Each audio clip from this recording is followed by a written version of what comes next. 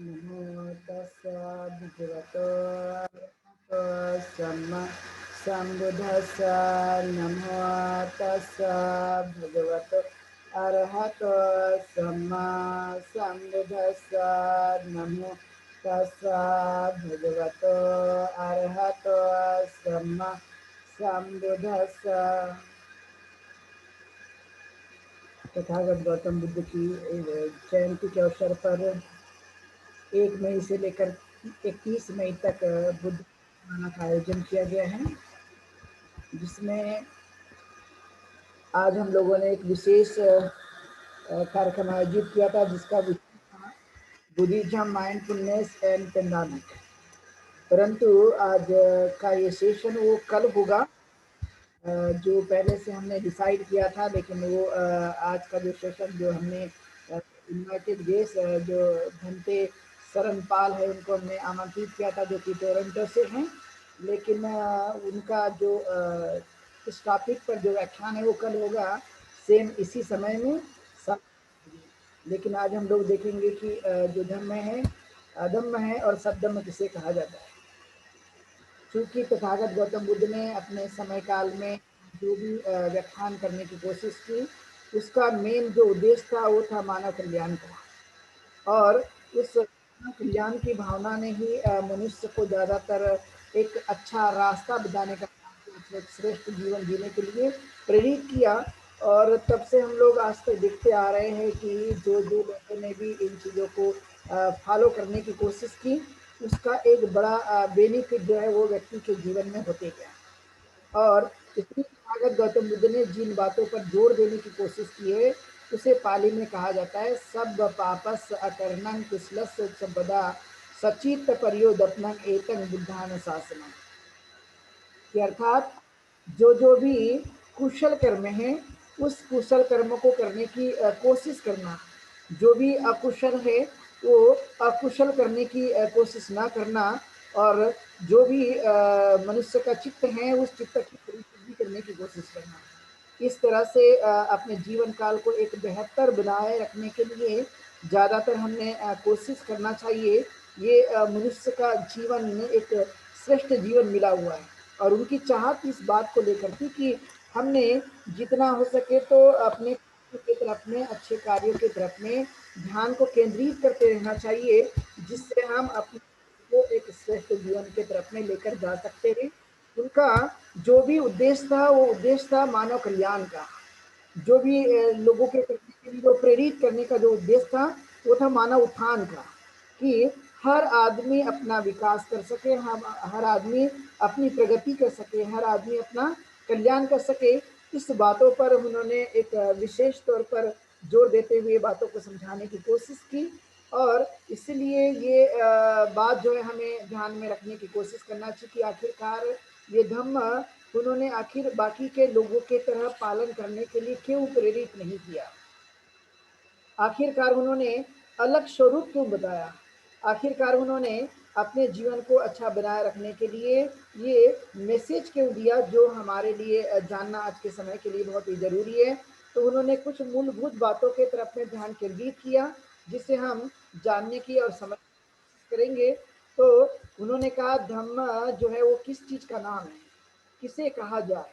तो उन्होंने कहा कि व्यक्ति जो है वो धम्म मतलब नैतिकता, और नैतिकता मतलब धम्म। इस तरह की बातों पर उन्होंने जोर देते हुए समझाने की कोशिश की, और इसलिए जीवन की पवित्रता बनाए रखना धर्म है। जो जीवन को मिला है, इसमें यदि हम पवित्रता बनाए रखते हैं तो इसका मतलब होता है धर्म है। और इस को हमें अपने जीवन में कैसे उतारना है, क्योंकि मनुष्य जो है वो कायिक, मानसिक और वाचिक कार्य को करते रहता है। यानी मन से भी कार्य करता है, अपनी वाचा से भी कार्य करता है, अपने शरीर से भी कार्य करता है। यानी प्रतिदिन के जीवन काल में ऐसा कोई समय नहीं जाता जिस पर वो अपना कार्य नहीं करता होगा। तो उन्होंने दूसरों के लिए, उपासक उपासिकाओं के लिए ये प्रेरणा देते हुए कहा कि आप सब लोगों को जीवन काल में कार्य करना पड़ता है, और कार्य करने के लिए हमें वह धर्म का आचरण करना होगा, जिससे हम अपना जीवन को अच्छा बना सकते हैं, और तरह से उसको जीवन काल में उतारा जा सकता है। इस पर बहुत ज़्यादा उन्होंने जोर समझाने की कोशिश की, और ये बात बताया कि जीवन में जब तक हम पवित्रता नहीं बनाए रखेंगे, तब तक ये संभव नहीं था। और लोगों ने इसकी धारणा कैसे बनाई? लोग पहले करते क्या थे पवित्रता का पालन करने के लिए? तो ज़्यादातर ये देखा जाता था कि लोग अपने जीवन काल में पवित्रता बनाए रखने के लिए कहीं न कहीं जो वे लोग हैं, वो कुछ लोग गंगा स्नान पे बिलीव करते, कुछ लोग यज्ञ में आहुति देने पर विश्वास किया करते थे, कुछ लोग देवों को मानने पर विश्वास किया करते थे, कुछ लोग बलि चढ़ाने में विश्वास किया करते थे और ये धारणा रखी जाती थी कि ये पवित्र हैं और इस पवित्रता से हमारी मुक्ति होती है, हमें सुख की प्राप्ति होती है, हम अच्छे बनने की तरफ में आगे बढ़ने लगते हैं। इस तरह का एक जो उनके मन में एक बातें आती थी और इस तरह की धारणा भी एक लंबे समय से बनी हुई थी। और इस धारणा को ही लोग धर्म मानते थे और इसलिए तथागत गौतम बुद्ध ने इस बातों को ध्यानपूर्वक बताने की कोशिश की कि ये क्या ऐसा कोई धर्म है जो हिंसा पर जोर देता हो, जो व्यक्ति लोगों को हानि पहुंचाने के लिए जोर देता हो, जो लोगों को अपने घर की सामग्री जो है वो अपशिष्ट पदार्थ के रूप में डालने के लिए कहता हो, ऐसा कोई धर्म हो सकता है जो स्नान करके शुद्धि पर विश्वास किया करता हो? तो तथागत ने इसको ठीक अलग तरह से समझाने की कोशिश की कि ऐसा मार्ग जो है वो बिल्कुल भी नहीं हो सकता, क्योंकि ऐसे मार्ग से तो बहुत लंबे समय से लोग करते आ रहे हैं। लोगों ने पानी में डुबकी लगा ली है, लोगों ने हवन करके देखा है, लोगों ने पशुओं की आहुति दे दी है, लेकिन क्या ऐसा करते हुए भी ये सब कुछ अपने जीवन काल में लोगों को कुछ लाभ प्राप्त हुआ भी है या नहीं है? ये बातों के लिए उन्होंने ज़्यादातर लोगों की आंखें खोलने का काम किया और फिर उन्होंने बताया कि नहीं, ये मार्ग नहीं है। तो मार्ग वह है जो हमारे पास है, हमारे अपने माध्यम से, हमारी अपनी इंद्रियों के माध्यम से, हमारी अपनी मन, काया और वाचा के माध्यम से शुद्धि हो सकती है।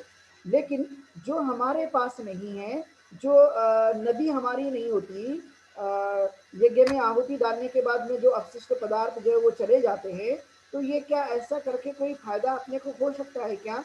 तो तथागत ने इसका ठीक-ठीक आकलन करने के बाद में ये अंदाजा लगाने की कोशिश की कि इसका व्यक्ति के जीवन में कोई खास प्रभाव देखने के लिए नहीं मिल सकता है। लेकिन जब हमारी वाणी हमारी है, काया हमारी है, मन हमारा है, जब तक हम इसको शुद्ध नहीं कर पाएँगे, तब तक जो है इसका परिणाम हमारे व्यक्तिगत जीवन में होने की संभावना नहीं हो सकती है। इस बात पर जोर देते हुए उन्होंने बताने की कोशिश की और इसलिए उन्होंने पहला जो प्रमुख स्थान दिया कि जीवन में पवित्रता बनाए रखना धर्म है। अब वो किस बात की पवित्रताएं हैं, किसे हमें पवित्र करने के लिए कोशिश करनी चाहिए? तो उसके लिए कहा गया कि अपना जो मन है, उसमें आई हुई जो अकुशल चीज़ें हैं, जो जिन-जिन कारणों से हमारा मन ये मलिन बन जाता है और इसको करने के कारण हमारे जीवन में हमारी जो बुद्धि का विकास नहीं हो पाता। और इसलिए आपने देखा होगा कि कोई आदमी गोबर को गणपति बनाकर पूजना शुरू कर दे तो उनकी अक्ल बड़ी, उनका विकास होना संभव हो सकता है क्या? क्या उनके जीवन में कहीं न कहीं ये मानसिक विकास हो सकता है क्या? तो ऐसे करने के बाद में एक रिसर्च के बाद में लोगों के सामने ये बातें प्रस्तुत हुई कि ऐसा करके व्यक्ति बुद्धिमान नहीं बन सकता। लेकिन यदि ऐसा होता तो व्यक्ति जो है वो अपने घर में न जाने कितने सारे किसान लोग जो है वो अपने घरों में गोबर रखते हैं। किसान न जाने कितनी सारी अपने घरों में उन चीज़ों को रखते हैं। तो क्या उनके घरों में ये सब शुद्धियाँ हो जाती हैं? तो पाया गया कि जब तक मानसिक रूप से, कायिक रूप से और अपने व्यावहारिक रूप से जब तक हम उन चीज़ों को नहीं करने की कोशिश करेंगे, तब तक बदलाव की कोई संभावना हमें दिखाई नहीं दे सकती है। और इसीलिए उन्होंने फ़ोकस किया कि जो हमारा अस्तित्व है, वो अस्तित्व में हमारा मनुष्य के अस्तित्व में मन को जब तक हम लोग क्लीन नहीं करेंगे, जब तक उस अंदर में आई हुई अशुद्धियों को दूर करने की कोशिश नहीं करेंगे, तब तक इसका जो बेनिफिट है या इसका जो फ़ायदा है, वो कभी होने की संभावना नहीं हो सकती है। और इसलिए उन्होंने अपने आप पर विश्वास करने के लिए, अपने आप को परिवर्तित करने के लिए, अपने आप को एक ऊँचाई तक ले जाने के लिए ये मार्गदर्शन करने पर विशेष जोर देने की कोशिश की और उन्होंने ये समझाया कि हमें ही करना होगा। और इसलिए उन्होंने साफ शब्दों में कंसेप्ट बताई, अतद्वीप भाव। कि मनुष्य जो है वो अपना स्वयं का दीपक बन सकता है, अपना स्वयं का प्रकाश बन सकता है, अपने जीवन में उन बातों को लाने की कोशिश कर सकता है। इसलिए चाहे वो भिक्षु हो, चाहे उपासक उपासिका हो, या जो भी मनुष्य के रूप में जन्म लेते हैं, उन्होंने इस तरह से अपने व्यवहार में बातों को लाने से उनके अंदर में परिवर्तन होने की संभावना होगी, यानी माइंड का डेवलपमेंट उसके पीछे छिपा हुआ है। जब हम लोग अपने उस कार्य को करने की कोशिश करते हैं और ये कार्य करते जाते हैं, तो इसका जो प्रभाव है वो हमारे दैनिक जीवन में होने की संभावना होती रहती है। उसका प्रभाव हम देख सकते हैं, और इसीलिए आपने देखा होगा कि जब हम इन चीज़ों को करते हैं तो इससे हमारी मानसिक ताकत बढ़ती है, घटती नहीं है। लेकिन भौतिक पदार्थों को यदि हम इस तरह से गलत चीज़ों के लिए इस्तेमाल करने की यदि कोशिश करें, तो हमें उसका पर्सनली जो फ़ायदा है, व्यावहारिक जो फ़ायदा है, जो होना चाहिए, वो बिल्कुल हमारे जीवन काल में होने की संभावना नहीं होती है। और इसलिए उन्होंने जीवन में पवित्रता बनाए रखने की कोशिश के लिए कहा है। और साथ में आपने इस बातों को देखने की और जानने की कोशिश की होगी कि क्या कभी अपने जीवन काल में हम अपने मन को क्या साबुन से क्लीन कर सकते हैं? कोई रिन साबुन बना हुआ है, कपड़ों को धोने के लिए जो पाउडर इस्तेमाल किए जाते हैं, क्या उसी पाउडर से हमारे मन को ठीक किया जा सकता है? तो ये पाया गया कि ऐसा उसके लिए ये नहीं है, लेकिन उसके लिए है कर्म। क्योंकि व्यक्ति के जीवन में कर्म का अस्तित्व होता है, हम कार्य करते हैं, और कार्य करते समय हमें यदि उस अच्छे तरह से कार्य पर हमने जोर देने की यदि हमने कोशिश की, तो उसका प्रभाव हमारे दैनिक जीवन में पूरी तरह से होते रहता है। और इसलिए ये चीज़ों को हमें बढ़ाए रखने की कोशिश करनी है। इसलिए मन, काया और वाचा को हमें पवित्र बनाए रखना है। पवित्र बनाए रखने का मतलब है कि हमारी सोच बढ़ती है, हमारी सोचने समझने की ताकत बढ़ती है, हमारे मन को एक ऊर्जा मिलती है, और इसका फायदा भी हमारे अपने दैनिक जीवन में होने की संभावना होती रहती है। इससे अपना एक एकाग्रता का बढ़ना स्वाभाविक माना जाता है, कि जो हम अपने दैनिक जीवन में कुछ चीज़ें याद नहीं रख पाते, बहुत जल्दी से भूल जाते हैं, स्मरण नहीं होता। लेकिन जब हम इन चीज़ों का पालन करना शुरू कर देते हैं, तो स्वाभाविक तौर पे हमारी जो माइंडफुलनेस है, हमारी जो एकाग्रता है, हमारी जो स्मरण की ताकत है, वो स्वाभाविक तौर पर बढ़ना शुरू होता है। और इसलिए बुद्ध ने जो बात कही है पूरी तरह से वो साइंटिफिक है, वो किसी उसका बेस कर्मकांड, अंधविश्वास और रूढ़ी परंपरा बिल्कुल भी नहीं है। और इसीलिए इस चीज़ों को अपनाते हुए इसका फायदा हमारे अपने दैनिक जीवन में होने की पूरी संभावना देखी जाती है। और इसे हमें करने पर विशेष जोर देते रहना चाहिए। यदि इस तरह से ये करने पर जोर दिया गया, तो इसका बेनिफिट वो हमारे अपने जीवन काल में पूरी तरह से होने की संभावना पाई जाती है, और इसे हमें करते ही रहना चाहिए। दूसरा उन्होंने बताया कि जीवन में पूर्णता प्राप्त करना धर्म है, कि व्यक्ति को पूर्ण बनने की कोशिश करनी चाहिए। इसलिए आपने देखा होगा एक शब्द का अधिकतर इस्तेमाल किया जाता है कि भाई हमें अपनी पर्सनालिटी डेवलप करनी है, हमें अपने आप का विकास करना है, हमें अपने आप की सोच को बढ़ाना है, और सोच को बदलना भी है। ये जो जोर दिया जाता है इस बातों के लिए कि कहीं न कहीं हम अपने जीवन काल में इन चीज़ों को करने की कोशिश करें, इसका जो बेनिफिट है वो हमारे जीवन में होने की पूरी तरह से संभावना पाई जाती है कि हमें पूर्ण बनने की तरफ में जाना है। और यदि हमने पूर्ण बनने के लिए जाना है, तो कुछ न कुछ अभ्यास हमें करना पड़ेगा। बिना अभ्यास किए हुए कुछ करने की संभावना हो नहीं सकती है, क्योंकि हमें अपने जीवन को कोई हमें भगवान हमारे जीवन को ऊपर उठाकर नहीं दे सकता। कोई भी दिव्य शक्ति हमारे जीवन को ऊपर उठाकर नहीं दे सकती है, अपितु हमें अपने स्वयं के माध्यम से ही इन चीज़ों को करना होगा। और चीज़ों को करना शुरू कर देते हैं, तो इसका लाभ जो है वो हमें दैनिक जीवन में होते हुए नज़र आता है, और इसे हमें पूरी तरह से ध्यान रखते हुए करने की कोशिश करनी चाहिए। और ये सब कुछ अपने विकास के लिए है। धर्म का जो अभ्यास है वो अपने स्वयं के विकास के लिए है, और जितना ज़्यादा इसको हम करते जाएंगे, इसका बेनिफिट हमारे अपने जीवन काल में होने की पूरी तरह से संभावना देखी जाती है। इसीलिए आपने ये महसूस किया होगा कि जब हम कोई काम को करते हैं, तो ये तीन तरह का आघात भी हमें पहुंचते रहता है। एक तो मन और वाचा और कर्म, ये तीन तरह के जो प्रमुख रूपों का सील माना जाता है। कि व्यक्ति यदि हिंसा करता है, चोरी करता है, विचार करता है, झूठ बोलता है और किसी भी प्रकार के मादक पदार्थ का यदि सेवन करता है, तो इसी से अपने स्वयं की हानि होती है और स्वयं की हानि से हम जो है वो दूषित होते जाता है। इसलिए ये जब हम कार्य करने पर जोर देते हैं, तो इसका जो असर है शारीरिक, मानसिक और वाचिक रूप से हमें देखने के लिए मिलता है। लेकिन जब हमने इस चीज़ों को करने की कोशिश की और इसको समझा, तो समझने के बाद में यदि हमने इन चीज़ों को करना बंद कर दिया, तो स्वाभाविक तौर पे हमारा जो विकास है, व्यक्तिगत रूप से पूर्णतः होने की संभावना होती रहती है। और ये यदि बार-बार यदि किया गया, तो इसको हम समझ सकते हैं कि ये किस नाम की वो शक्ति है, किस नाम की ये ताकत है, जिसके माध्यम से हमने ये अचीवमेंट हासिल कर लिया। यानी हमको स्वयं को पता भी नहीं चला कि अचीवमेंट किस प्रकार का था, किससे ये ताकत मिली है, किससे ये ऊर्जा मिली है और ये ऑटोमेटिकली फोर्सफुली हमारे जीवन काल में वो होने की पूरी संभावना देखने के लिए मिलती रहती है। और इसलिए हमने इसको लगातार अपने जीवन काल में अभ्यास के तौर पर लेते रहना चाहिए। यदि ये किया गया तो स्वाभाविक तौर पे अपना आपका जो जीवन है वो पूर्णता की तरफ बढ़ता है और ये पूर्णता प्राप्त करना हमारे जीवन का नहीं, बल्कि ये धम्म का एक प्रकार का उद्देश्य माना जाता है। और ये जितना हम अधिक इस काम को करते जाएंगे, उसका लाभ हमारे अपने जीवन काल में होने की पूरी संभावना देखी जाती है। और फिर कहा गया, निर्वाण प्राप्ति करना धम्म है कि हमें निर्वाण को प्राप्त करते रहना चाहिए। यदि हमने निर्वाण को प्राप्त करने की कोशिश की, तो इसका जो बेनिफिट है वो हमें आए दिन कहीं ना कहीं जीवन में लाभ प्राप्त होते रहता है। इसलिए हमने अपने जीवन काल में कहीं ना कहीं ये निर्वाण प्राप्ति के लिए प्रयासरत रहना चाहिए। ये धम्म का मुख्य उद्देश्य है कि धम्म निर्वाण प्राप्ति की प्रशंसा करता है।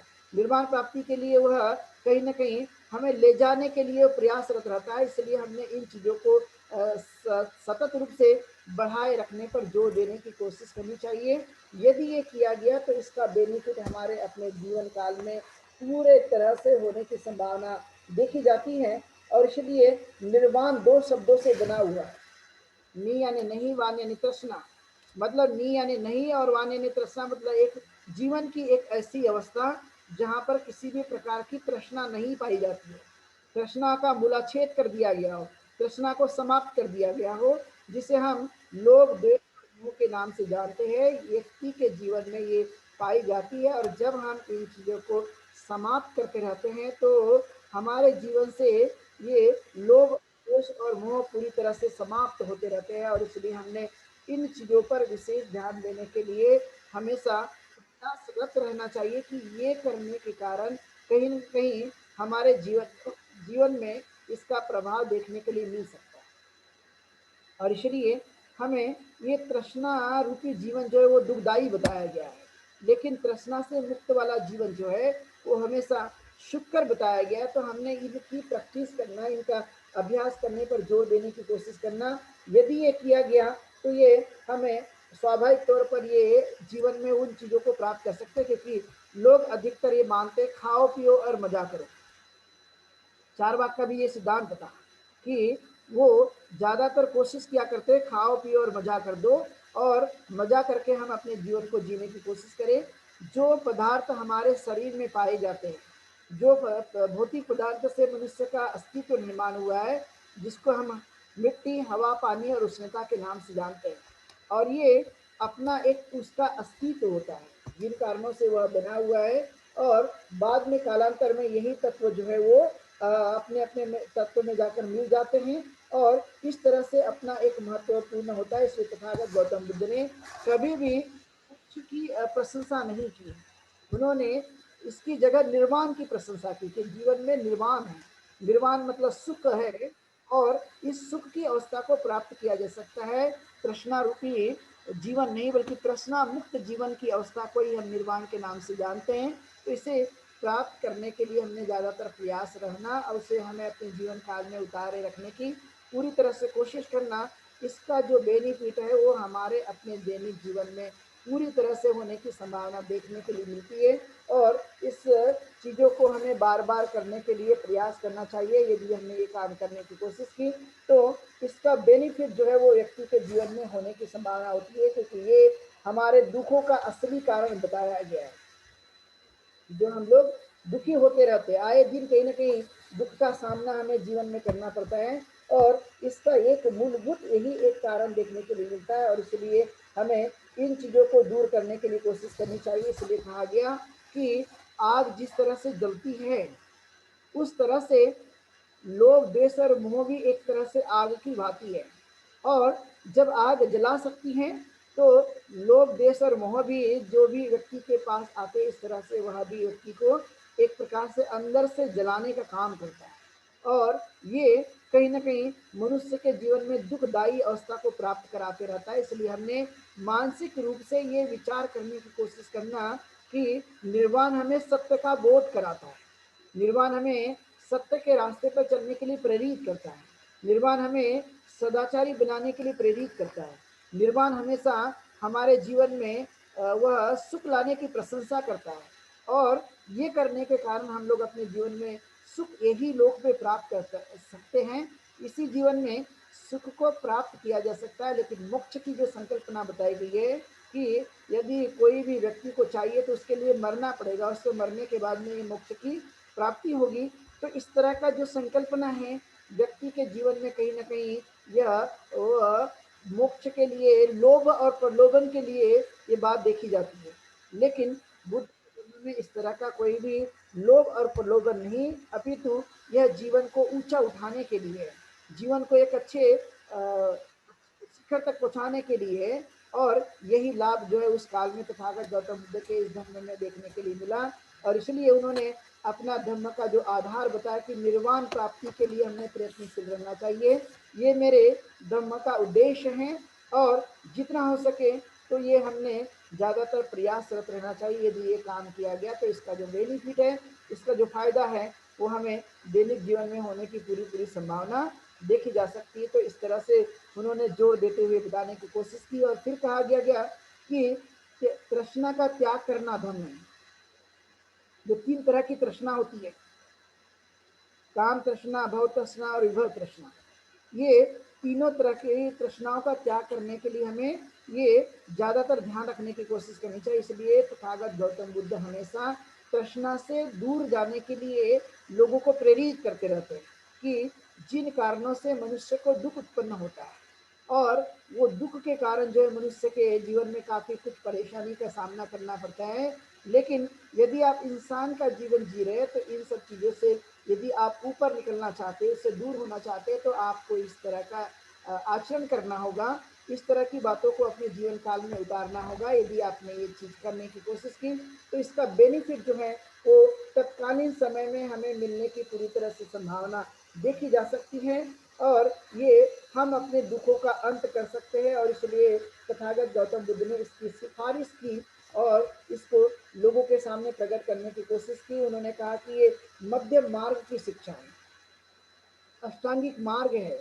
इस अष्टांगिक मार्ग का व्यक्ति ने पालन करने पर जोर देना चाहिए, जिसे हम सम्यक दृष्टि, सम्यक संकल्प, सम्यक वाचा, सम्यक कर्म, सम्यक आजीविका, सम्यक व्यायाम, सम्यक सती और सम्यक समाधि के नाम से हम जानते हैं। ये अष्टांगिक मार्ग हमारे मन, काया और वाचा को एक मजबूती लाने के लिए और दुखों को दूर करने का एक उपाय है। और इस उपाय को हमें दैनिक जीवन में कहीं ना कहीं अंगीकार करने पर जोर देना चाहिए। यदि अंगीकार किया गया तो इसका बेनिफिट जो है वो हमें कहीं ना कहीं होने की संभावना होती है। इसलिए उन्होंने कहा कि चाहे वो भिक्षु हो, चाहे उपासक उपासिका हो, उन्होंने इन चीज़ों से बचने की कोशिश करनी चाहिए। वे कौन सी चीज़ है? उन्होंने कहा कि क्रोध बुरी चीज़ है, क्रोध से बचने की कोशिश करनी चाहिए। उन्होंने कहा द्वेष बुरी चीज है, द्वेष से बचने की कोशिश करनी चाहिए। उन्होंने कहा ईर्ष्या बुरी चीज है, ईर्ष्या से बचे रहने की कोशिश करनी चाहिए। और ठगी बुरी चीज है, लोगों को ठगना ये बुरी चीज है, इससे भी बचे रहने की कोशिश करनी चाहिए। और फिर कहा गया कि मोह जो है वो बुरी चीज है, मोह से भी बचने की हमने कोशिश करनी चाहिए। और फिर कहा प्रमाद जो है, ये प्रमाद भी मनुष्य के लिए बुरी चीज है, इस प्रमाद से भी बचे रहने की कोशिश करनी चाहिए। यदि जो भी मनुष्य इन चीज़ों का पालन करता है, तो स्वाभाविक तौर पे इन चीज़ों से बचे रहने की वजह से उसके जीवन में कहीं न कहीं सुख की प्राप्ति होने की पूरी-पूरी संभावना देखी जाती है और ये हमें बार-बार करते रहने पर जोर देना चाहिए। यदि हमने ये करने पर जोर दिया गया, तो इसका जो बेनिफिट है, वो हमारे दैनिक जीवन में होने की पूरी संभावना देखी जा सकती है और ये करना व्यक्ति के जीवन के लिए एक लाभदायक बात बताई गई है कि ये स्वाभाविक तौर पर वो प्रक्रिया है जिसके कारण इन चीज़ों को करने के कारण क्या मनुष्य के जीवन में सुख प्राप्ति हो सकती है और न करने के कारण दुख प्राप्त हो सकता है। तो उन्होंने कहा साफ शब्दों में कि ये चीज़ों से यदि हम बचे रहते हैं तो स्वाभाविक तौर पे हमारे जीवन काल में सुख आने की संभावना निर्माण होगी और इन चीज़ों को यदि हम करते रहते हैं तो स्वाभाविक तौर पे हमारे अपने जीवन काल में दुख आने की संभावना हो सकती है और इसलिए ये कहने के लिए जितनी बातें कठिन लगती है, ये जितनी सरल लगती है, उतनी व्यावहारिक रूप से भी ये कठिन और सरल भी मानी जाती है।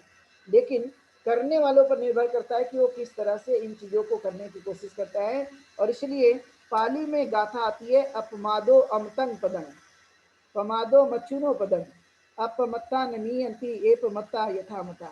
अर्थात जो प्रमाद हैं ये मनुष्य के जीवन के लिए एक प्रकार का मृत्यु का पद है, लेकिन अमृत जो है ये एक प्रकार से अमृत का पद है और जो व्यक्ति अप्रमादी होते हैं तो उनका जीवन न हमेशा के लिए अमर होता है, लेकिन जो लोग प्रमादी होते हैं तो वो जीवित रहते हुए भी मरे हुए व्यक्ति की तरह ही माने। इस तरह की एक बुद्ध की एक बड़ी संकल्पना थी और इस संकल्पना को उन्होंने लोगों के सामने प्रस्तुत किया और इसलिए हम कई उदाहरण देखते हैं आज भी संसार में बहुत सारे लोग जो है वो मरने के बावजूद भी या परिनिर्वाण के बावजूद भी, महापरिनिर्वाण के होने के बावजूद भी उनका जीवन अभी भी हमें वह वैचारिक रूप से देखने के लिए मिलता है। वो प्रमादी ना होने की वजह से अप्रमादी का जीवन उन्होंने जिया और इसीलिए उनका जीवन अभी भी अमर बन चुका है। अभी भी उनको लोग स्मरण करते हैं, कितने साल बीत चुके हैं, लेकिन जितने साल आते हैं उतने साल जो है लोगों की और भी ये जानने की क्षमता बढ़ जाती है और इसलिए यह एक प्रकार का वह जीवन है जिसे हमें अपने जीवन काल में समझने की कोशिश करना कि प्रमादी जो है जीवन हमेशा ये मृत्यु के समान माना गया है और इसलिए मैं अप्रमादी होकर अपने जीवन को जीने की कोशिश करूंगा। अप्रमादी होकर मैं अपने कार्य को करने की कोशिश करूंगा जिससे मुझे सुख प्राप्त हो सकता है, जिससे मुझे शांति मिल सकती है, जिससे मैं अपने जीवन को श्रेष्ठ रूपी जीवन को मैं जी सकता हूँ। इस पर विशेष रूप से हमें जोर देने की कोशिश करनी चाहिए। यदि ये काम किया गया तो स्वयं ही निर्वाण के नज़दीक होते हैं, निर्वाण के नज़दीक होते हैं, सुगति के रास्ते पे हम जाने लगते हैं और ये हमारे धर्म का सबसे महत्वपूर्ण उद्देश्य है और इसकी तथागत ने प्रशंसा भी की है और इस बात को ज़्यादातर लोगों के सामने प्रकट करते हुए कहा कि आप लोगों को इसका अनुभव करके देखना चाहिए कि क्या सही मायने में इससे कुछ प्राप्त होता भी है या नहीं है। इस रास्ते पर चलने के लिए हमें वह चीज़ों को करने की कोशिश करनी चाहिए, इससे हमारे जीवन में कुछ प्राप्त होता भी है या नहीं है, ये भी एक महत्वपूर्ण बात हमारे लिए बहुत ही ज़रूरी है और इसलिए उन्होंने इस बात पर जोर देते हुए समझाने की कोशिश की और इसलिए उन्होंने कहा फिर आगे चलकर कि हमें ये क्यों करना है, मनुष्य के जीवन में आरोग्य से बढ़कर कोई चीज़ नहीं है। आरोग्य परमा लाभा, पाली भाषा में इसे ऐसा कहा जाता है कि आरोग्य से बढ़कर दुनिया में कोई चीज़ नहीं है। स्वस्थ रहना मनुष्य के लिए ये सबसे बड़ा लाभ बताया गया कि जो भी व्यक्ति स्वस्थ रहते हैं, दुरुस्त रहते हैं, वो एक प्रकार से उनके जीवन के लिए सबसे बड़ा लाभ है। धन जितना लाभ हमें नहीं दे सकता, उतना लाभ हमारा स्वास्थ्य देते रहता है, इसलिए स्वास्थ्य का लाभ ये सबसे बड़ा लाभ है, ये सबसे उत्तम लाभ है और इसके लिए हमने निरंतर प्रयास करना चाहिए आरोग्य के लिए और इसलिए तथागत गौतम बुद्ध ने सबसे बड़ा इसको लाभ बताया और इस लाभ को हमेशा प्राप्त करने के लिए हमें ध्यान रखने की कोशिश करनी चाहिए। आज के समय में आपने देखा होगा कि कोरोना महामारी की वजह से कितने सारे जो लोग हैं वो अपने आरोग्य को कहीं न कहीं वो ठीक नहीं कर पा रहे या बहुत सारे लोग इन सब चीज़ों को ग्रसित हुए हैं तो हम समझ सकते हैं कि किस तरह की हानियाँ जो है वो अभी भी देखने के लिए मिल रही है। तो ये सब महत्वपूर्ण बातें हैं जो आज के समय हमें देखने के लिए मिलती है और इसी को हमें उतारने की ज़रूरत है और ये काम किया गया तो संसार में इससे बड़ा कोई धन नहीं हो सकता। संसार में इससे कोई खास महत्वपूर्ण बात नहीं हो सकती है और इसीलिए हमें इस बातों पर भी हमें जोर देने की कोशिश करनी चाहिए और इसीलिए उन्होंने कहा कि संतोष से बड़ा कोई चीज़ धन नहीं है।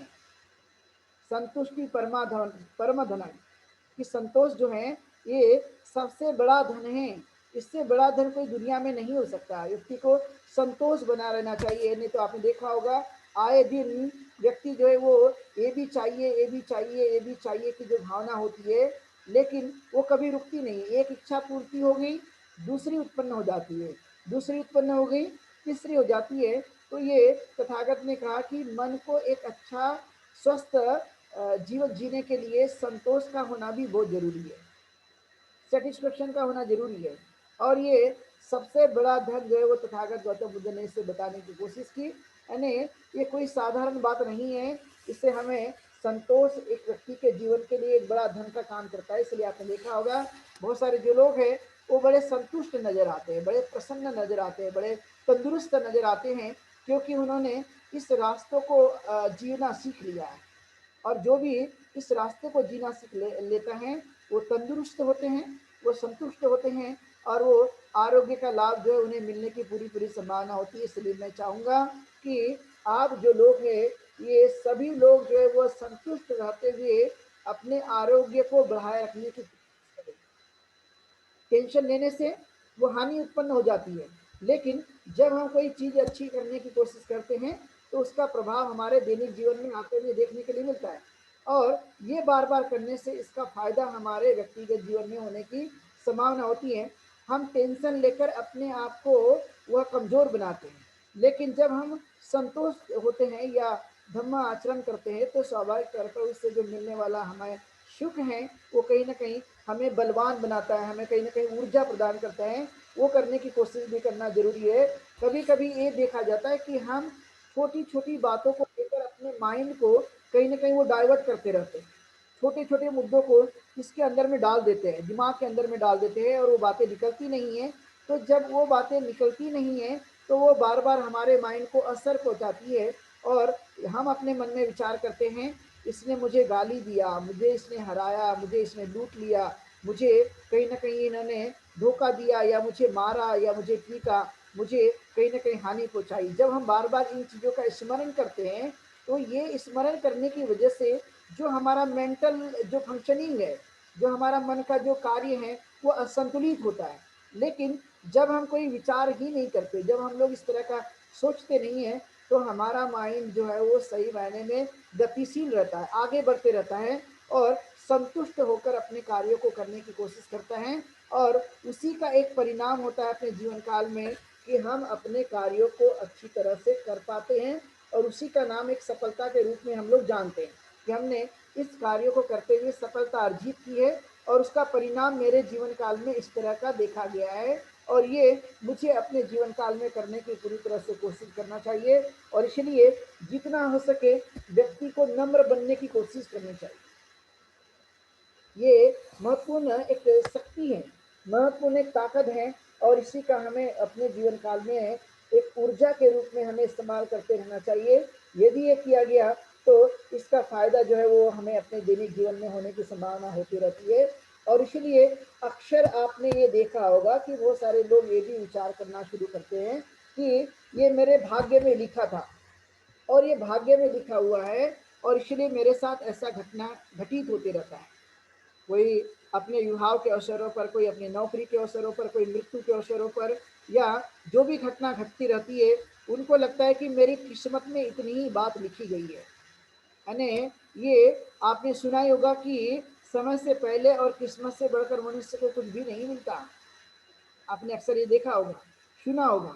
और समय से पहले कोई चीज़ नहीं और किस्मत से बढ़कर कोई चीज़ नहीं मिलती है। तो आप समझ सकते हैं कि व्यक्ति जो है वो किस्मत कोई लिखी चीज़ नहीं है, ऐसी कोई पहले से उसके अंदर में रेखा अंकित नहीं है, बल्कि व्यक्ति को ये सब कुछ अपना भाग्य बनाना पड़ता है। और इसलिए भाग्य के सहारे नहीं, बल्कि मनुष्य को कार्य के सहारे आगे बढ़ने की कोशिश करनी चाहिए।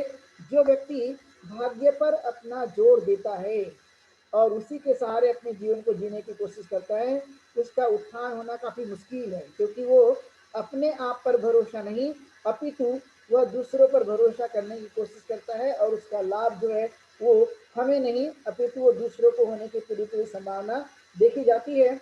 और इसलिए गरीब आदमी अक्सर ये विचार करते रहता है कि मेरा भाग्य में ही ऐसा लिखा था और इसलिए मैं गरीब हूँ। बुद्ध ने इन चीज़ों को नकारा और कहा कि भाग्य के कारण आप गरीब नहीं हैं, आप चाहो तो गरीब रहते हुए भी धनवान बन सकते हैं, अपने कार्यों के आधार पर, अपनी मेहनत के आधार पर, अपने परिश्रम के आधार पर और अपनी दृढ़ता के आधार पर। और ये करने से आपके दैनिक जीवन में बहुत सारा लाभ प्राप्त होगा, और ये लाभ जो है वो आपको जीवन जीने के लिए सहायता करेगा, आपको जीवन जीने के लिए मदद करेगा, आपको जीवन जीने के लिए राह दिखाने का काम करेगा, और आप गरीबी से मुक्ति प्राप्त कर सकते हैं कार्य करके, परिश्रम करके और अपने जीवन को अच्छा जीते हुए। ये जो शक्ति है, ये जो ताकत है, वो आपको मिलने की पूरी पूरी संभावना देखने के लिए मिल सकती है, और ये इस तरह से उन्होंने अपने जीवन काल में बताने की कोशिश की। और इसलिए उन्होंने कहा कि हमें अपने कष्टों पर जोर देना चाहिए, अपने कार्यों पर जोर देना चाहिए। यदि मैं हर दिन कुछ घंटे काम करता हूँ, तो मैं उस कार्य को और भी कैसे तेज कर सकता हूँ, उसको मैं आगे कैसे बढ़ा सकता हूँ, उसकी मैं संभावना कैसे तलाश सकता हूँ, इस पर जोर देने की कोशिश करना ये मेरे लिए फायदेमंद होगा। इसलिए तथागत गौतम बुद्ध ने अपने इच्छाओं पर नियंत्रित करने के लिए कहा है कि हमने अपनी इच्छाओं को नियंत्रित करना चाहिए।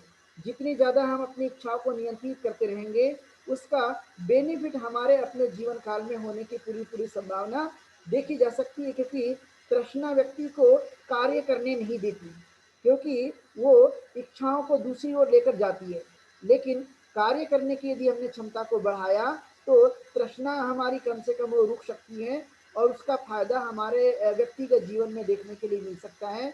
और इसलिए तथागत ने इसकी अनुशंसा की है कि आप कार्य करके अपनी ताकत को बढ़ाए रखने की कोशिश करो, तृष्णा धीरे धीरे कम हो जाएगी, तृष्णा को आप धीरे धीरे कम कर देंगे, और तृष्णा जितनी ज़्यादा कम होगी, उतना आपको सुख की अनुभूति बढ़ते जाएगी, आपको अच्छा लगने लगेगा, आपका जीवन श्रेष्ठ बनने लगेगा, और ये श्रेष्ठता आपके जीवन में कहीं ना कहीं काम आने की संभावना देखी जा सकती है। और इस पर जितना हम ध्यान देना चाहिए, वो जागरूकता रहकर हमें ध्यान देने की पूरी पूरी कोशिश करना चाहिए, और ये हमारे जीवन का लक्ष्य बनना चाहिए कि मैं इसका अभ्यास करने पर जोर देने की कोशिश करूंगा, और यही मेरे लिए एक बड़ा धन है, यही मेरे लिए एक बड़ी ताकत है, यही मेरे लिए एक शक्ति है, और इसलिए मैं इन चीज़ों पर बल देने की कोशिश कराता हूँ, क्योंकि ये आप लोगों के लिए सुखकारी बातें हैं, और स्वाभाविक तौर पर कहीं ना कहीं हमें ये प्रेरणा देने वाली बातें, कहीं ना कहीं हमें ताकत देने वाली बातें हैं, और इसको हमें करने पर जोर देने की कोशिश करनी चाहिए। यदि इन चीज़ों का पालन किया गया, तो स्वाभाविक तौर पे इस संसार में हम सुखद अनुभूति को प्राप्त कर सकते हैं, क्योंकि संसार ये दुखों का सागर है, और जब ये संसार दुखों का सागर है, तो ये संसार से दुख को मिटाना भी हमारा एक परम कर्तव्य है कि हमें इस संसार के भव सागर को ही पार करना है। तो हमें कहीं ना कहीं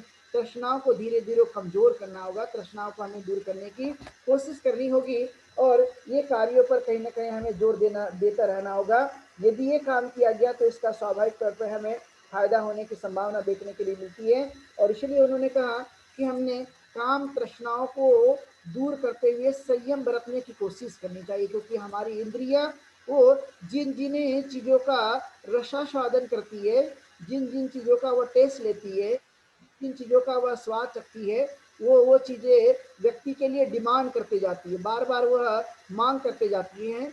लेकिन ऐसे समय में कहीं ना कहीं हमें संयम बरतने पर जोर देना चाहिए, क्योंकि संयम यदि बरता गया, तो इसका फायदा हमारे अपने दैनिक जीवन में पूर्णतः होने की संभावना देखी जा सकती है, और ये करना हमारे लिए जरूरी होगा। इसलिए उन्होंने कहा भिक्खु भिक्खु आनंद को उन्होंने कहा कि बुराइयों को पैदा होने नहीं देना चाहिए। व्यक्ति जब है, तो व्यक्ति ने पूरा प्रयास करना चाहिए कि उन्होंने अपनी बुराइयों को पैदा होते हुए नहीं देखना चाहिए या नहीं होने देना चाहिए। यदि उसने होने ही नहीं दिया तो उसका कोई हमारे जीवन काल में असर नहीं होगा। लेकिन जब बुराइयां पनपती है तो स्वाभाविक तौर पे बुराइयों के पनपने के कारण स्वाभाविक तौर पे हमारे जीवन काल में जीवन हमारा असंतुलित बनता है, और असंतुलन जो है वो हमारे दुख का कारण बनते रहता है। वो असंतुलन कई प्रकार का हो सकता है, और ये असंतुलन हमारे जीवन के लिए कहीं ना कहीं हानिकारक साबित होता है। इसलिए हमें जितना हो सकता है तो संतुलन पर हमें जोर देते हुए अपने जीवन को जीने के लिए कहीं ना कहीं प्रयास करते रहना चाहिए। और ये प्रयास करने के लिए धम्म का मार्ग ही उत्तम मार्ग है, इससे कोई दूसरा मार्ग नहीं है। धम्म के मार्ग के बिना इन चीज़ों को नहीं समझा जा सकता, इनको नहीं हम अपने जीवन काल में उतार सकते हैं। और इसलिए उन्होंने कहा कि हम दूसरों को आघात देना, दूसरों को बुरी बातें कहना, दूसरे के बारे में गलत विचार करने की कोशिश करना, यही हमारे लिए सबसे बड़ा दुख का कारण बन जाता है। क्योंकि चेतना में ये कार्य संपन्न हो जाता है, और जब चेतना में कार्य संपन्न हो गया ये हमारे लिए कहीं ना कहीं दुख का कारण बन जाता है। तो इन चीज़ों को हमें आज वर्तमान में समझने की कोशिश करनी चाहिए। और फिर उससे आगे कहते हैं कि यह मानना कि ये सभी संस्कार अनित्य हैं, ये धर्म है। संसार की हर चीजें यानी संस्कार ही अनित्य है, दुनिया की कोई चीजें नित्य नहीं है, और इसको मानना मतलब धर्म है।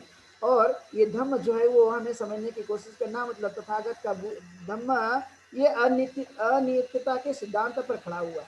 यानी अनित्यता ये हमारे जीवन का एक महत्वपूर्ण जो है वो विचार है, और इसे हमें समझने की कोशिश करनी चाहिए। क्योंकि अधिकतर लोग ये मानते हैं जैसे भाग्य पर विश्वास करने वाला आदमी वह नित्यता को मानता है, लेकिन जैसे जैसे उससे भाग्य से वो दूर होते जाएगा वैसे वैसे अनित्यता के स्वभाव को जानने की कोशिश करेगा। इसलिए अनित्यता, जिसे हम अनिच्छा व संखारा कहा जाता है पाली भाषा में, कि सभी संस्कार अनित्य हैं। कोई भी दुनिया की चीजें नित्य नहीं है, सब कुछ वह प्रतिक्षण पल पल में बदलने का काम करती है। वह मन भी हमारे एक मिनट में न जाने कितने विचार आकर चले जाते हैं, एक दिन में न जाने कितने सारे विचार आकर चले जाते हैं, और सालों में न जाने कितने सारे विचार हमने आकर छोड़ दिए हैं। एक दिन में भी अरबों खरबों जो विचार है वो हमारे मस्तिष्क में आते रहते हैं और चले भी जाते हैं, और उन्हीं चीज़ों को हमें ध्यान में रखने की कोशिश करनी चाहिए। और इसलिए कहा जाता है कि ये दुनिया की सभी चीज़ें अनित्य हैं, संसार की जितनी चीजें हैं वो सभी की सभी अनित्य है, कोई भी चीजें नित्य नहीं है। और फिर उन्होंने कहा कि ये प्राणी भी अनित्य है, मनुष्य भी अनित्य है, जितने जीव जंतु हमें दिखने के लिए मिलते हैं ये सारे के सारे अनित्य हैं। और इसलिए आप यदि समझने की कोशिश करें तो बहुत ही छोटा एग्जाम्पल है कि जो पक्षी है या पशु है या मनुष्य हैं, ये जन्म लेने के बाद में वो वैसा ही नहीं रहता। एक छोटा सा बच्चा जन्म लेता है, वो 5 साल का होता है, थोड़ा बड़ा हो जाता है, 20 साल का होगा तो तरुण हो जाता है, और फिर वो 60 साल के पास जाकर जो है वो धीरे धीरे बूढ़ा भी हो जाता है। तो इस तरह की प्रक्रिया मनुष्य के साथ भी जुड़ी हुई है। प्राणी भी अनित्य हैं, ये बिल्कुल भी वैसा नहीं है। यदि होता ऐसा जैसा का वैसा तो जो जैसा बच्चा जन्मा है वो ऐसा ही हमेशा के लिए रह पाता, लेकिन आपने देखा होगा ऐसा बिल्कुल भी नहीं है। प्राणी भी अनित्य हैं, वस्तु भी अनित्य हैं, तो प्राणी भी अनित्य हैं। और यही चीज़ों हमें अपने आप को समझने की कोशिश करनी चाहिए। और फिर उन्होंने कहा प्रतीत्य समुत्पाद की जो वस्तु ये हैं ये आत्म तत्व भी अनित्य है। जो प्रतीत्य समुत्पाद है ये, इससे जो हम तत्व मानते हैं ये सारे के सारे तत्व भी अनित्य हैं, यानी वस्तु भी अनित्य हैं, प्राणी भी अनित्य हैं, और प्रतीत्य समुत्पाद के आधार पर जो भी चीज़ें बनी होती है जिसे आत्म तत्व कहते हैं, ये सारा का सारा जो है वो भी अनित्य हैं। इस तरह से हमें अपने जीवन काल में ये चीज़ों को करने की कोशिश करना है, और जितना हो सके तो इस पर हमें ध्यान देने के लिए, हमें आगे बढ़ते रहने के लिए हमें प्रयासरत रहना है। यदि हमने इन चीज़ों को समझा तो सभी चीज़ अनित्य हैं, ये बोध हो जाना ही व्यक्ति के जीवन में परिवर्तन का एक अंश है, शुरुआत है, प्रारंभ है। लेकिन जिसको नित्य का बोध है कि ये नित्य है, उसके जीवन में परिवर्तन की कोई गुंजाइश नहीं है।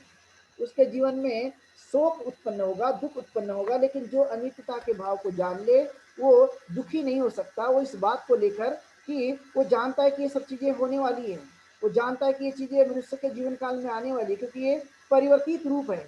और जब मनुष्य परिवर्तित रूप हैं, तो स्वाभाविक तौर पे परिवर्तन की चीज़ें उसके ऊपर में लागू होगी और इसी से उसके जीवन में सुख की कल्पना की जा सकती है, उसको अच्छी चीज़ें प्राप्त हो सकती है और यही करना उसके लिए एक बड़ी बात देखी जाती है। और इसलिए हमने सतत रूप से इन चीज़ों को पालन करना, इन चीज़ों को अपने जीवन काल में उतारने की कोशिश करना।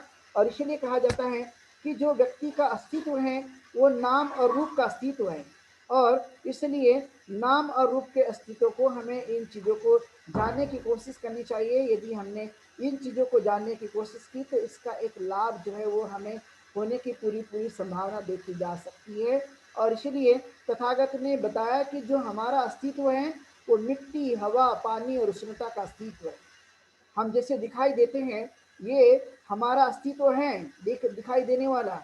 लेकिन ये जिन चीज़ों से बनकर आया है, वो मिट्टी, हवा, पानी और उष्णता है। ये जब संयुक्त हो जाते हैं, तो मनुष्य का अस्तित्व दिखाई देता है। और जब मनुष्य इन चीज़ों को बदल जाता है, जिसे हमने मृत्यु का नाम दिया, तो मृत्यु के बाद भी जो है मनुष्य इस तरह से मिट्टी, पानी, हवा और उष्णता में परिवर्तित हो जाता है। और जिसे हम चेतना कहते हैं, ये चेतना जिसे हम मन नाम की चीज कहते हैं, ये मन भी इस तरह से संस्कार इसके बदलते रहते हैं। संस्कार कोई स्थायी नहीं है, ये सतत रूप से एक प्रकार का गतिमान होते रहता है और इसका प्रभाव हमारे अपने दैनिक जीवन में देखा जाता है। और इसी का नाम जो है वो हमारे जीवन के लिए कहा गया है कि ये अनित्य है। इसी का नाम हमारे जीवन में कहा जाता है कि ये अस्तित्व जो है वो नाम और रूप का है, मनुष्य का अस्तित्व है। और इस अस्तित्व को हमें समझने की कोशिश करना बेहद जरूरी माना जाता है, क्योंकि अक्सर लोग मानते हैं कि ये कहाँ की देन है, किससे ये प्राप्त हो गया और ये कहाँ चले जाता है। ये ज़्यादातर ये सोच पैदा होती है, लेकिन तथागत ने कहा अनित्य है। सारी चीज़ संसार की ये बदल जाने वाली है, सब कुछ जो है वो बदलते रहता है। इसलिए आपने देखा होगा कि नदी में बाढ़ आने के बाद में कुछ दिन बाद भी पानी भी नहीं रहता। आपने महसूस किया होगा, नाले भर जाते हैं, कुछ दिन बाद देखेंगे कि नाले में पानी भी दिखाई नहीं देता। और कई जगह चीज़ें, मौसम ठंडी होती है, 3 महीने के बाद मौसम भी गर्म हो जाता है। मनुष्य जो है वो बच्चाता है, बाद में बूढ़ा हो जाता है। छोटे छोटे पक्षी जन्म लेते हैं, पता चला कि कुछ दिन बाद उनकी मृत्यु हो जाती है। संसार की हर चीज़ें जो प्रकृति में आई है, वो सतत रूप से अपने साथ बदलाव लाती रहती है, क्योंकि वो परिवर्तनशील पर या परिवर्तन के इस चीज़ों पर आधारित है। इसलिए तथागत ने कहा कि मनुष्य का अस्तित्व महाभूतों का अस्तित्व है, 4 महाभूतों का अस्तित्व है। और ये 4 महाभूत जो है व्यक्ति के जीवन में काफ़ी प्रभावकारी होते हैं। और जब हम इन दिनों जीवन को समझ ले, तो ये हमारे महाभूतों को समझकर हमारे अपने जीवन को परिवर्तन के आधार पर समझना, तब हमें दुख से दूर जाने की संभावना पाई जाती है। लेकिन यदि हमने इन चीज़ों को नहीं समझा, तो दुख जो है वो हमसे दूर जाते हुए दिखाई नहीं देता है। और इसलिए इन चीज़ों को हमने बार बार करते रहना चाहिए। अभ्यास की चीज़ है, समझने की चीज़ है और जीवन में इन चीज़ों को उतारने की ज़रूरत है। इसलिए जितना इसको समझेंगे, उतना हम अपने आप को बदलने में कहीं ना कहीं कामयाबी हासिल कर सकते हैं। और इसलिए हमें ये चीज़ें जानकर समझकर इन चीज़ों को करने की कोशिश करना, क्योंकि ये जीवन ही मनुष्य का बहुत ही कीमती जीवन मिला हुआ है, बहुत ही धन्य है जो हमें मनुष्य के जीवन में हम आए हुए दिखाई देते हैं। इसलिए इसकी कीमत करना, इसको समझना, जानना और इसका जो वेश है वो बनाए रखने की कोशिश करना कि ये सब कुछ अनित्य है, ये बदल जाने वाला है, जैसा का वैसा रहने वाला नहीं है। ये भाव जब व्यक्ति के मन में आता है, तो साहस बढ़ता है, हिम्मत बढ़ती है, जागृति आती है, बोध प्राप्त होता है, समझने की ताकत निर्माण हो जाती है और भय ही हमारे जीवन से निकल जाता है। और जहाँ भय समाप्त हो गया, वहाँ पे हमारी अपनी ताकत बनकर तैयार रहती है, ऊर्जा बन के रहती है। इसलिए भय हमारे जीवन से मिटाते रहना चाहिए, उसे अलग करने की कोशिश करते रहना चाहिए। नहीं तो कभी कभी आपने देखा होगा, व्यक्ति यदि बीमार हो गया तो सबसे पहले डर बना रहता है, मैं मर तो नहीं जाऊंगा, मुझे कुछ होते हो तो नहीं जाएगा। तो जो चीज़ हो नहीं होता नहीं है, पहले ही हम अपने दिमाग को ये चीज़ें संकेत के रूप में बनाने की कोशिश करते हैं। इसलिए जीवन में संघर्ष करना, लड़ना, उसको दूर करने की कोशिश करना, ये यदि काम किया गया तो इसका बेनिफिट हमारे दैनिक जीवन में पूरी तरह से होने की संभावना करते रहना चाहिए। और इसलिए हमारे जो विचार हैं तो सकारात्मक विचार को बढ़ावा देने की कोशिश करनी चाहिए।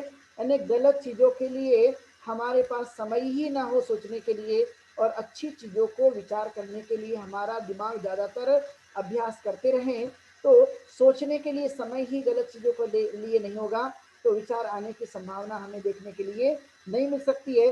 तो ऐसे समय में हमें रोगों से लड़ने की ताकत भी निर्माण होती रहती है। व्यक्ति मन के विचारों से भी लड़ने की ताकत निर्माण होती है, क्योंकि मन में द्वंद्व उत्पन्न होता है, विचार उत्पन्न होते हैं उसके। हमें कभी कभी ये समझ नहीं आता है करना क्या है। तो ये जब चीज़ हम करने की कोशिश करते हैं तो इसका एक बेनिफिट, इसका एक फायदा, और ये हमारे अंदर की जो ताकत है वो बलवती होती जाती रहती है। और एक बातें हमेशा स्मरण करते रहना, हम चाहो तो अपने घरों में वो लाइन लिख कर रखनी चाहिए, अनिच्चा व संखारा, कि सभी संस्कार अनित्य हैं। ये हमेशा अपने दिमाग को बता के रखिए, सब कुछ बदल जाने वाला है, सब कुछ परिवर्तनशील है, कोई भी चीज़ स्थिर नहीं है। ये बार बार जब दिमाग जानते रहता है इन चीज़ों को, तो उसके साथ साथ लड़ने की और समझने की ताकत उत्पन्न होती है, और हम इसका फायदा हमारे अपने दैनिक जीवन में पूरी तरह से उठा सकते हैं।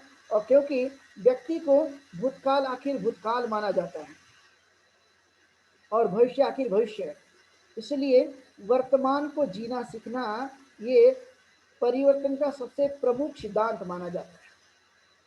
कि यदि नित्य है तो फिर वो व्यक्ति भूतकाल और भविष्य के बारे में चिंता करते रहेगा। और यदि हमने स्वाभाविक तौर पे अभी का सोचा, तो ये परिवर्तन के मूलभूत सिद्धांतों को हम जान सकते हैं।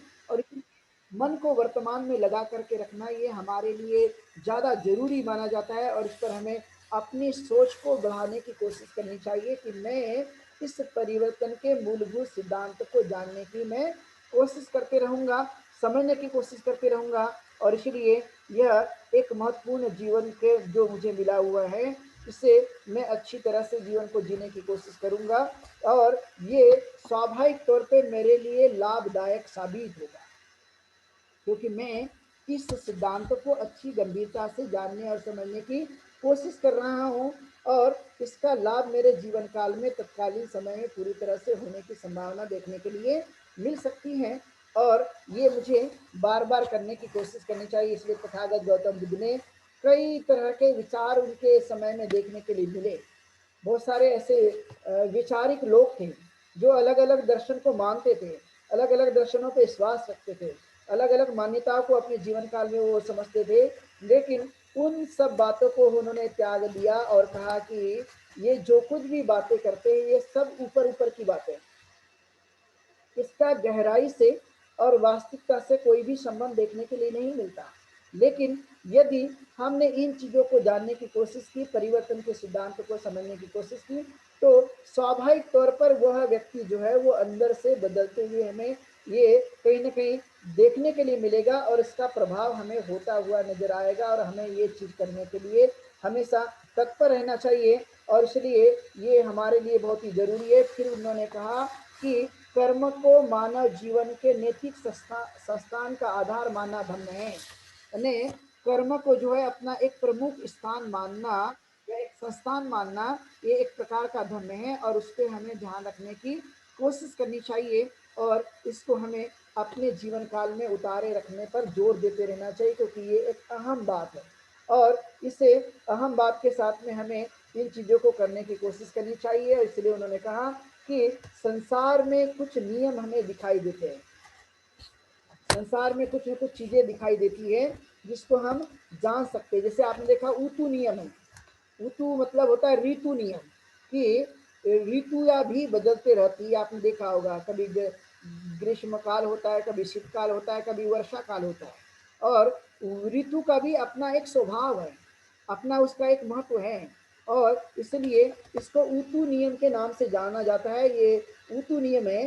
इसके साथ साथ कहा जाता है बीज नियम है, बीज का भी अपना एक महत्व है। यानी बीज है इसलिए आपको पौधे दिखाई देंगे, और पौधे हैं इसलिए फिर से आपको फल दिखाई देंगे, और फल है इसलिए फिर से आपको बीज दिखाई देंगे। तो एक स्वाभाविक तौर पर ही इसका अपना एक स्वभाव धर्म होता है, और इसलिए इसको बीज नियम बताया गया कि ये बीज नियम भी है जो अपने अपने समय में अपने अपने कार्यों को करने की कोशिश करता है, और ये अपना अपना असर पैदा करता है, अपनी अपनी चीज़ों को करने की कोशिश करता है। इसका लाभ जो है वो अपने दैनिक जीवन में होने की पूरी संभावना होती है। और इसलिए आपने देखा हो कि जो बीज होते हैं, ये बीज जो है एक वृक्ष वृक्ष का निर्माण करते हैं। होते तो वो छोटे हैं, लेकिन ये छोटा बीज भी एक विशालकाय वृक्ष का निर्माण कर देता है। उसका अपना एक गुण धर्म है। मनुष्य के अंदर भी इसी तरह के बीज पाए जाते हैं, और एक छोटा सा बीज एक विशालकाय वृक्ष का निर्माण करके वो कितने दिन जीता है, कितने सारे फल देता है। वो अनगिनत फल देने की कोशिश करता है, अनगिनत हवाएं देने का काम करता है, अनगिनत छाया देने का काम करता है, और पर्यावरण को सुंदरता भी देने का काम करता है। एक छोटा सा बीज जो अपना एक नियम के आधार पर पानी, हवा और सूर्य का प्रकाश मिलने की वजह से वो गतिमान होते रहता है, तो उसका अपना एक महत्व है। उन बातों को जानकर वो चीज़ों को करने की कोशिश करता है, और इसका अपना एक प्रभाव देखने के लिए मिलता है। लेकिन दुनिया में इस बात पर लोग जोर देते कि ये सब कुछ ईश्वर ने बनाया, ये सब कुछ ईश्वर की देन है। तथागत ने इन सब बातों को डिनाई किया, और उन्होंने कहा कि कर्म का अपना एक स्वरूप है, कर्म का अपना एक सिद्धांत है, और उसी के आधार पर कहीं ना कहीं व्यक्ति जो है वो इस तरह का अस्तित्व में आता है। इसलिए व्यक्ति का जन्म होता है, व्यक्ति पहले से है नहीं, व्यक्ति का जन्म होता है, और व्यक्ति के जन्म होने के बाद उसका विकास होता है। ये प्रक्रिया है, ये सिद्धांत है, ये मूलभूत जीवन शैली है, और इसलिए इन बातों को जानना और समझने की कोशिश करना जो कि बहुत ही ज़रूरी है। और इन चीज़ों पर हमने ध्यान देने की कोशिश की, तो इसका अपना एक अस्तित्व समझ कर आता है। और इसलिए उन्होंने ईश्वर के जो कुछ भी सिद्धांत थे उन सब चीज़ों को उन्होंने खारिज किया, और फिर उन्होंने कहा कि जैसा बोओगे वैसा काटोगे। मूलभूत सिद्धांत है कि व्यक्ति जैसा बोता है वैसा काटता है, जैसी फसल लगाते हैं वैसी फसल मिलने की संभावना होती है। यानी जैसा बोएगा वैसा व्यक्ति काटेगा। यदि हमने नीम का पेड़ लगाया तो उससे कभी आम की संभावना नहीं की जा सकती। यदि हमने आम का पेड़ लगाया तो उससे कभी इमली नहीं आ सकती है। ये प्राकृतिक स्वरूप है। और इसलिए व्यक्ति के जीवन में जैसा हम व्यवहार करते हैं, जैसे हम कार्य करते हैं, जैसे हम सोच को रखते हैं, वही वही चीज़ें अपने जीवन काल में होने की पूरी संभावना देखने के लिए मिलती हैं। और इसलिए यह कार्य हमारे लिए बहुत ही ज़रूरी है कि हम इसको समझें और समझ कर अपने जीवन काल में जीने की कोशिश करें। इसलिए इसे कहा गया कि हम अपने कार्यों को, कुशल कार्यों को हमेशा बार बार करने पर जोर देना चाहिए। जितना ज़्यादा हम कुशल कार्य पर जोर देने की कोशिश करते हैं उसका फायदा हमें दैनिक जीवन में मिलने की संभावना देखी जाती है। और यही हमारे लिए एक बड़ा धर्म है जो हमें कर्म के नियम के आधार पर इन चीज़ों को जानने और समझने के लिए कहीं ना कहीं वह रास्ता दिखाने का काम करता है। और इसलिए हमें अच्छे कार्यों पर हर दिन करना चाहिए, और इसलिए विचार भी हमारे अच्छे होने के लिए हमें प्रेरित करना चाहिए। इसलिए तथागत ने कहा मनोपुब्बंगमा धम्मा मनोसत्था मनोमया मनसा चे पदुथे न भास्ति वा करोति वा ततो न दुख मनवेति चक्खं व वहतो पदम।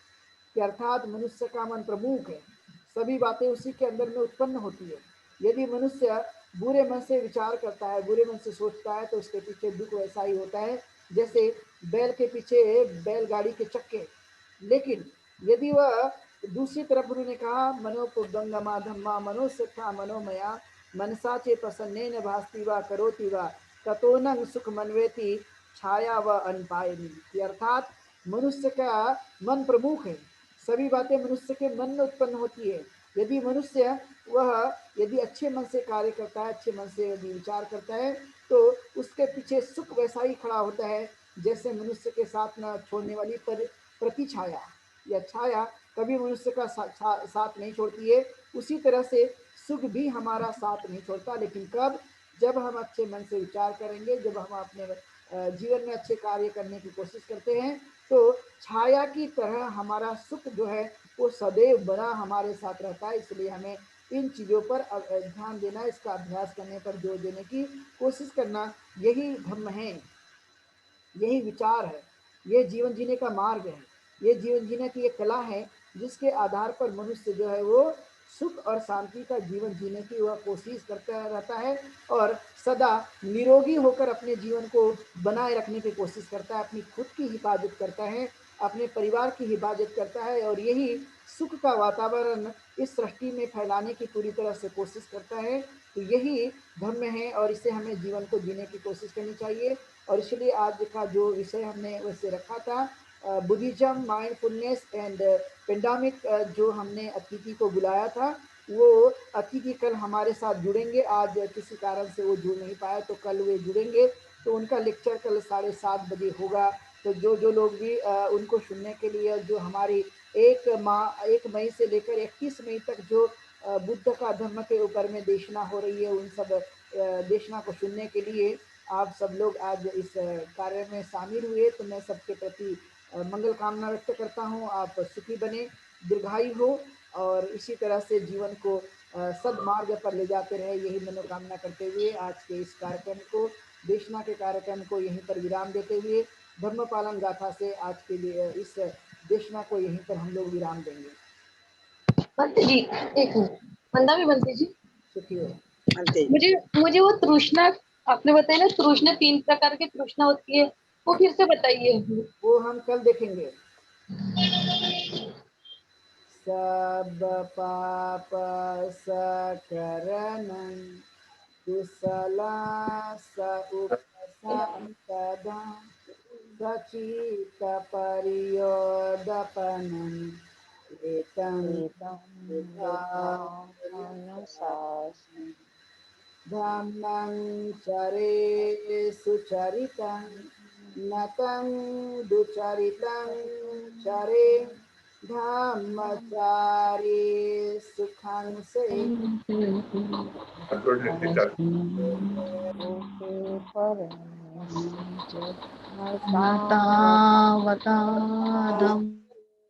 यहाँ गता बहुभाषत यो च पंपे सुत्वानं धम्मं कायेन पश्यति सवे धम्मधरो होति यो धम्मं न पमच्छति नति मे शरणं गय्यं बुद्धो मे शरणं वरम् एतेन सच्चवचेन होति ते जयमङ्गलम् नति मे शरणं गय्यं धम्मो मे शरणं वरम् एतेन सच्चवचेन होति ते जयमङ्गलम् नति मे शरणं गय्यं संघो मे शरणं वरम् एतेन सच्चवचेन होति ते जयमङ्गलम् नमो बुद्धाय नमो धम्माय नमो संघाय साधु साधु साधु।